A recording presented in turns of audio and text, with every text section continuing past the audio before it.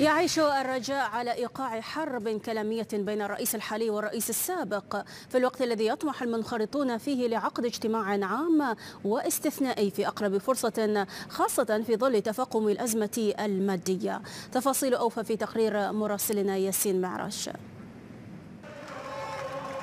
أين يسير الرجاء؟ النادي الذي يفتخر المغاربة بإنجازاته القارية والعالمية يواجه مستقبلا غامضا. حرب التصريحات بين الرئيس السابق والرئيس الحالي. بودريقة الرئيس السابق رغم الوصول بالفريق لنهائي مونديال الأندية إلا أن نهاية عهدته كانت كارثية للغاية وساهمت في إدخال الرجاء في أزمة مادية خانقة. النادي لا زال يبحث عن الخروج من الأزمة المادية، ولكن تحقيق ذلك لن يكون بالأمر السهل. عشنا أيضا فصول من الاتهامات والاتهامات المضادة بين الرئيس السابق والرئيس الحالي.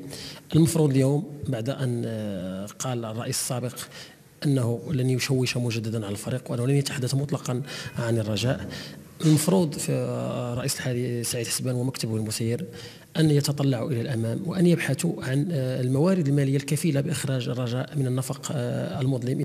المنخرطون برلمان الرجاء. نسبة كبيرة من المنخرطين سحبت الثقة في الرئيس سعيد حسبان. المنخرطون يواصلون العمل وتقديم الأفكار والاقتراحات، والمطلب الأساسي هو عقد جمع عام استثنائي لاختيار رئيس جديد.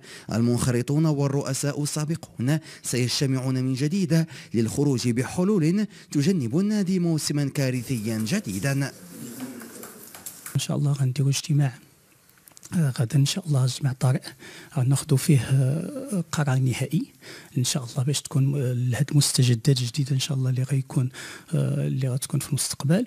وهذا القرار النهائي غتكون معاه بعض ما نقولش شروط باش نكون واضحين، باش غتكون اقتراحات حنا كنقترحوا واقتراحات اللي غتكون بالاجماع ما بين الإخوان المنخرطين باش إن شاء الله رجاء ترجع المسار ديالها. الموسم على الأبواب. الاستعدادات مع المدرب الجديد خوان كارلوس غاريدو ستنطلق الأسبوع القادم.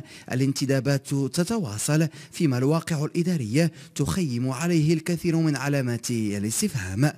أزمة إدارية تتواصل في الرجاء. حرب كلامية بين الرئيس الحالي والرئيس السابق. مستقبل مظلم ينتظر الفريق الأخضر قبل أيام من انطلاق تحضيرات الموسم الجديد. اسم عرش بين سبورتس، الدار البيضاء.